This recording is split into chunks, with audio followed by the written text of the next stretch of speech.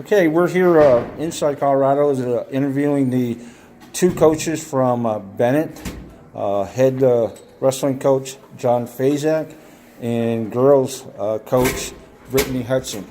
How you guys doing today? Good, thank you. Yeah, really good. We're here at the Poudre High School girls or / female tournament.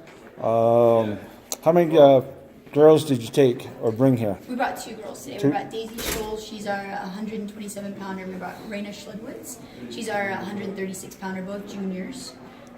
Yeah, really great ladies, awesome ladies. So is this their first year wrestling? So Daisy started wrestling in Pee Wee's, did a little bit there, and With our youth program. Yeah. Once they stopped kind of offering that opportunity for women's wrestling, I think she kind of moved more into a manager realm where she wanted to be a part of the team and she wanted to help. She's grown up in a wrestling family, so when they finally sanctioned women's wrestling, she was all about it. And Raina just, she was interested about it, came in our room one day, and I don't know how we did it, but we hooked her in, and we're really lucky that we did. So yeah, I think we're pretty lucky. Daisy's story, I think, is a lot of girls wrestler story right now, right? They grew up in wrestling families. They grew up being around the sport all the time, but there wasn't the same kind of outlet, right? There are very few young competitive athletes like Coach Hudson here who are going to go ahead and spend their time wrestling in the men's division, right, their entire career, and know that they're going to take a lot of lumps and show up. A lot of women wrestlers, at least right now, have the luxury of not having to have to do that, right? They can go out and wrestle in the men's division, but they can also jump in and wrestle in the men's division. And Daisy was one of those girls where it was like, hey, I don't know if I really want to, wrestle every single match at 138 pounds, right? A tough men's division. For my career, and so she came in and was a manager for us for a few years and still involved in the sport and out there cheering and listening in the room and in the practice room every day, and we got her into some freestyle this last year, and she knew that right then and there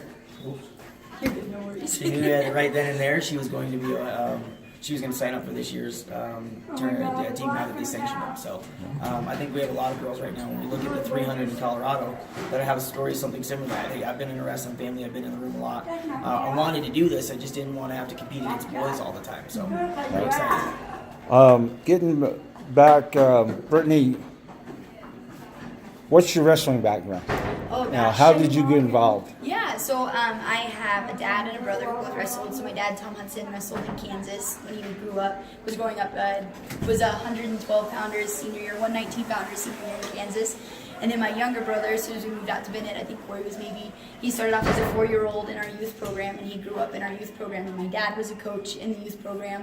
And so I spent my nights at wrestling practice because I didn't have anywhere else to be. And I remember asking my parents for a really long time to let me wrestle and to be a part of it, and my mom wasn't too comfortable with it at first. There's always that standard of, we teach boys to be respectful towards young ladies, we're going against that if we let you on the mat. So I just kind of became a supporter of Corey. And then when I hit middle school, that's when I got active in Colorado, the Colorado Women's Wrestling Association. And so like 6th grade, 7th grade, 8th grade, I wrestled women. And then when I got into high school, there wasn't that opportunity anymore. And so I started looking for opportunities to compete, and took a lot of persuading my mom, and I asked her if I could compete on the high school boys team. And from there, I started competing with Bennett High School. I started working with them. It was quite an adventure. So I was a 103 pounder all 4 years of high school. It was kind of nice my freshman year. I was like 96 pounds my freshman year, so it was pretty easy. Competed, I was the JV wrestler my freshman year, competed pretty all right. Came in as a sophomore, started wrestling varsity. I was the varsity wrestler my sophomore through senior year at 103 pounds. I was a 2-time regional placer. I was a part of the league championship team as part of the regional runner-up team. And then my senior year, my younger brother Corey was a freshman at the time, so we were competing on the same team. Right. And my senior year, I qualified for the Shasta State Wrestling Tournament at 103 pounds alongside Corey, who was 140 at the time. Now, you were the first set of brothers-sisters to make the state tournament? As far as we know, yeah. So Shasta kind of called us that night after regionals and told us that was the case. And so I believe we were the first ones to ever do it. Pretty awesome. I got to do that with Corey. It was cool. I got to spend my last year with him. I mean, this year, possibility of 2 sets of brothers and sister that could make the state tournament. Yeah. Brother and sister at Valley and a brother and sister at Condens from That's right. at Jefferson. Yes, sir. So where do you think the sport for girls in wrestling is going from here? I honest to goodness only see it getting bigger. I only see it getting bigger and better. I see more girls getting active. I think this is kind of the year where girls are maybe stepping it back a little bit and wanting to see if it's really successful, wanting to see if it really is all that it says it is. And then once I see some young ladies have some successes, set some records, start making some history, then the other ladies are going to want to jump in and be a part of that as well. I know at Bennett, there's some girls that are a little apprehensive right now, but I think once they see how awesome our 2 young ladies are right now, they're going to want to be a part of that. We have an 8th grade young lady right now who joined the team next year, so she'll be jumping up with us hopefully. So I only see it getting bigger, and I've heard people say, women's wrestling is going to help save the sport.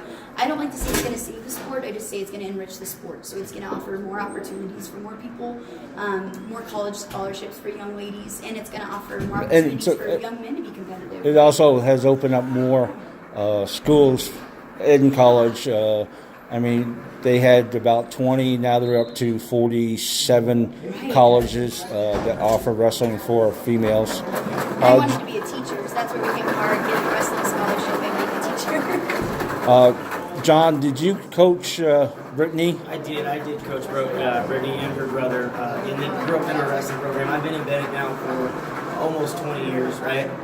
Coaching as the head coach there and been involved with the program. Brittany's very quick to not talk about that she's a state champ in freestyle and Greco, that she was voted captain of her team by her peers, right, while she was in high school. That she was probably the most decorated woman to graduate high school when she did at the time, right? No one had accomplished as many tasks as she had when she was wrestling, right, again, as a woman in the men's division, to be that accomplished. So we're very fortunate to have her back. We worked real hard to get her back, right? She didn't finish her student teaching and come back straight to Bennett. We had to lure her back, but we had known that Chassa was going to have this sanctioning on the horizon, so we really worked hard in advance of this to make sure that we had got everything squared away. We got women's scales and we got uniforms and we got set up and we had money in place for a coaching stipend to be able to make sure that we could hire her on and bring her on the staff, because we knew that this is who we wanted, right for coaching our women. So this has come full circle with her coming back as a coach. I think so. 20 years of doing this in any great program, your success isn't just built on yours as a coach, it's yours as bringing your alumni and having them be back in the room and being accomplished, right? Bringing younger wrestlers as they go through your program, go into college, come back and give back to the sport. We have to have young athletes give back to the sport. It's hard in this day and age of kids to understand that coaching's not easy, and coaching is going to be something where we lose a lot of time, right? But it's ultimately worth it because you're investing, right? You're investing in our youth. And so Brittany's one of those that really buys into that, right, as a teacher and as a coach. But we're excited to be able to bring our alumni back, and I think that's how you're successful in any great program. How do you see the future of girls wrestling at Bennett? I'm excited for it at Bennett. I think I'm excited for it full. I'd like to start by thanking Chassa and just saying, hey, thank you for creating this opportunity. Right now, we know that this year is a tough year for us as we're learning on the fly, right? We're building the airplane as it's flying sometimes. And so that's tough for everybody, but we're doing a great job. And I think that same thing can be said in Bennett. While we've set a great foundation, and we're picking up again another, or at least one more that's already in our youth program. We've got more girls that are talking about it. We'd like to make sure that we see us have a competitive team with some of these others. Right now, you look at teams like Rangeview, they might, right, Skyview, but I'll use Rangeview as the biggest example. They've got a couple from in their own club, and they got a lot from the Aurora area, right? So we need to be able to do the same thing when we talk about the Plains area, being able to take that I-70 corridor and put some more girls, not just from our school, but into, right, that area. We may only have one, let's say it's Strasburg or Lyman or Wiggins, who needs a place to be able to do and to be able to offer a facility for them to go ahead and train and get better. And I think I'll add to that in saying the atmosphere that Bennett has going right now around women's wrestling is phenomenal. I think it can get pretty dangerous when it turns into women's wrestling versus men's wrestling, and that's not the direction we want to take it ever. We want it to be wrestling, and it's just those different divisions for people, right? And I think the cool thing about Bennett is we've really adopted this family perspective where we are a team. We do everything together as a team. I know the guys are trying to get up here to watch the ladies. They have an off weekend when we have state, so all the gentlemen are planning on coming up to support the ladies. Ladies are going to support them at their regional tournament, vice versa. So it's a really cool atmosphere we have going where everyone's expected expected to do the same work. Everyone's expected to yield the same results. We're, at their ability level, and we're all expected to work as a team, compete as a team, and achieve as a team. And when we don't, we take the losses as a team. And so I really appreciate that atmosphere. I appreciate the culture that we have set in Bennett, and I hope that's one that we can continue as the sport grows, to make sure it's not an us versus them. It's a wrestling where everyone gets to be successful and have that opportunity. I mean, that's one thing I've seen in some of the bigger programs. They go as a unit. It's not this squad versus that squad for transportation money, for tournament money. It's the whole unit, everybody together. Yeah, I mean, I think that it's important when we talk about women and women's wrestling, as being in the sport for 35 years and a coach, we teach people that it doesn't matter what size you are, right? It doesn't matter your size or your shape, right? Whether you're tall and skinny or short and fat, whether you're 106 pounds or 235 pounds, right? You can be great at wrestling because, right, it's not the external that makes you a great wrestler. It's what's built on the inside, right? Your guts and your determination. And women's wrestling is exactly that. It doesn't matter what you look like on the outside, right? It's what you got on the inside that determines a wrestler. And so we really take that to heart, and we think that there are a lot of programs out there right now doing the same thing. I think women's wrestling is spotlighting that for even the fan that goes, I don't know if I believe in women's wrestling. You watch those girls go out there and battle and give heart and give everything they got, and it's hard not for you to go, yeah, that's what it is to be a wrestler, right? Regardless of the gender. I mean, how is the treatment in the room? I know you mentioned before that everybody's equal. How is the training different because of different situations and different moves? Not in our room. I mean, what's cool about our room is we are smaller, so we know that all of our wrestlers have different strengths. They have different areas where they're really great, not areas where they have opportunities for growth. So on a training side of it, we all do the same conditioning, we all do the same circuit training, the runs, the workouts, we do all that together. And that's really important, I think, because it sets that tone that everyone's expected to put in the same amount of work.